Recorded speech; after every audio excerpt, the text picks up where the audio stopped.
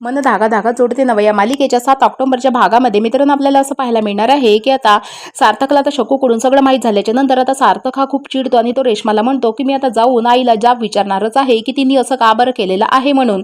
तेव्हा आता इकडे आता आनंदी ही घरी आल्यामुळे आता मनोज हा आनंदीला तिची नोकरी गेल्यामुळे तिला खूप वाईट साईड बोलायला लागतो आणि आता हे सगळं काही अण्णांना माहीत पडते. तेव्हा आता अण्णा हे येऊन आता ते मनोजच्या कानाखाली वाजवतात आणि त्याला म्हणतात की आनंदीची नोकरी गेली असली तरी मी तिचा बाप आहे आणि मी तिला पोसण्याचा पूर्ण अधिकार ठेवतो.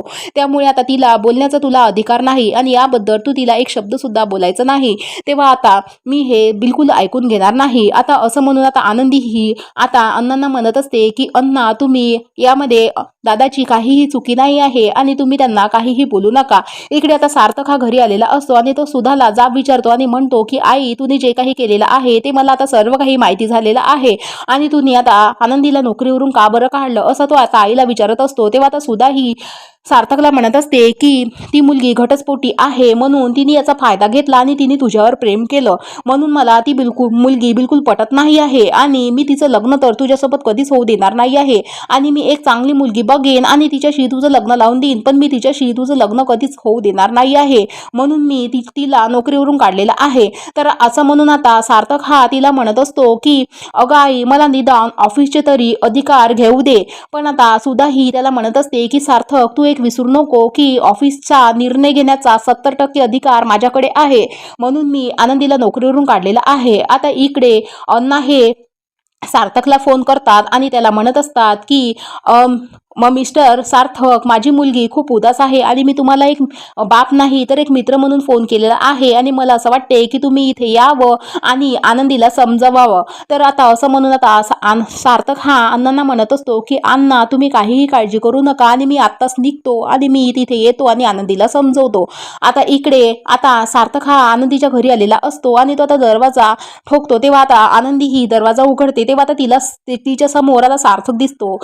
तर ती आता म्हणते की सर तुम्ही इथे काय करत आहे आणि तुम्ही इथून चालले जा. तर तेव्हा आता सार्थक हा आता आनंदीला म्हणत असतो मिस आनंदी मला तुमच्याशी बोलायचं आहे. तर आता असं म्हणून आता आनंदी ही सार्थकच्या तोंडावर दरवाजा मारते आणि त्याला म्हणते की सर तुम्ही इथून जा मला तुमच्याशी काहीही बोलायचं नाही आहे. तेव्हा आता सार्थक हा आनंदीला म्हणत असतो की मिस आनंदी जे काही झालेलं आहे त्याबद्दल आता मी तुमची माफी मागतो आणि माझ्या आईने जे काही केलेलं आहे त्याचं मला खूप वाईट वाटत आहे आणि यानंतर आता माझ्या घरच्यांकडून तुम्हाला काहीच होणार नाही आहे आणि तुम्हाला मी तुमची मनापासून मी तुमची माफी मागतो आणि माझ्या घरच्यांपासून यानंतर तुम्हाला कोणताही त्रास होणार नाही असं म्हणून तो आता तिला माफी मागत असतो. पण आता आनंदी ही दरवाजा काही उघडत नाही. तेव्हा आता तिथे अण्णा येतात आणि आनंदीला म्हणत असतात की समजवण्याचा प्रयत्न करीत असतात. तेव्हा आता आनंदी ही अण्णांना म्हणत असते की अण्णा तुम्ही त्यांना म्हणा की इथून चालले जा म्हणून आणि मला त्यांच्याशी काहीच बोलायचं नाही आहे म्हणून.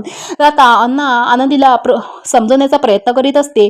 इकडे आता सुधा आणि वृंदा एक निर्णय घेतात आणि आता ते तिथे रेश्माला बोलवतात आणि म्हणतात की अगं रेश्मा आम्ही एक निर्णय घेतलेला आहे आणि आता सुद्धा ही रेश्माला म्हणत असते रेश्मा तू माझ्या सार्थक सोबत लग्न करशील का. तर हे ऐकून तर रेश्माला खूपच आनंद होतो आणि ती खूपच हसायला लागते. आता मित्रांनो आता इकडे अंशुमन आता आनंदीच्या घराजवळ आलेला असतो आणि त्याने हातामध्ये रॉकेल आणलेलं असते.